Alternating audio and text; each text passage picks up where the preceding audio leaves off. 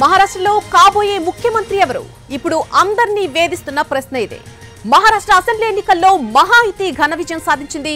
రేపు కొత్త ప్రభుత్వం ఏర్పాటు కానుందని శివసేనలోని షిండే వర్గానికి చెందిన సీనియర్ మంత్రి దీపక్ కేశర్కర్ ఇప్పటికే తెలిపారు. అయితే ముఖ్యమంత్రితో పాటు ఉప ముఖ్యమంత్రి మాత్రమే ప్రమాణం చేస్తారని ఆయన వివరించారు. మిడి కవర్ తో మీ మాతృత్వ కలలను సాకారం చేసుకోండి. ఇప్పుడు IOI పై 50%, IVF పై 20,000 తగ్గింపు మరియు పొందండి ఉచిత కన్సల్టేషన్ తో పాటు ఫ్రీ అల్ట్రాసౌండ్ స్కానింగ్. ఇవాళ జరిగే సమావేశంలో పదవుల పంపకం కొలిక్కొచ్చే అవకాశం కనిపిస్తోంది. మహారాష్ట్ర ముఖ్యమంత్రి ఎవరు కాబోతున్నారు? కూటమిలోని ఎవరికెన్ని కేబినెట్ బెర్తులు దక్కబోతున్నాయి? ఎవరెవరిని మంత్రి పదవులు వర్తిస్తాయనే అంశంపై స్పష్టత వచ్చే వీలు కనిపిస్తోంది. ఇక మహారాష్ట్ర ముఖ్యమంత్రి పదవికి గట్టి పోటీ నెలకొన్నటువంటి పరిస్థితులు మనం చూస్తున్నాం. ఇటు ఏక్నాథ్ షిండే, అటు దేవేంద్ర ఫడ్నవీస్ సీఎం పదవిని ఆశిస్తున్నారు.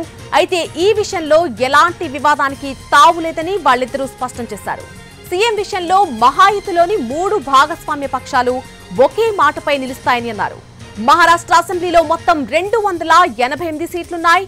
మహాయుతి 235 సీట్లు గెలుచుకుంది. ఇందులో బీజేపీకి అత్యధికంగా 132 సీట్లు దక్కాయి. ఏక్నాథ్ షిండే నేతృత్వంలోని శివసేన 57 సీట్లు సాధించింది. అజిత్ పవార్ నేతృత్వంలోని నేషనలిస్ట్ కాంగ్రెస్ పార్టీ ఎన్సీపీ 41 స్థానాలు గెలుచుకుంది. కాంగ్రెస్ నేతృత్వంలోని మహావికాస్ అఘాడీ కేవలం 49 సీట్లకు మాత్రమే పరిమితమైంది.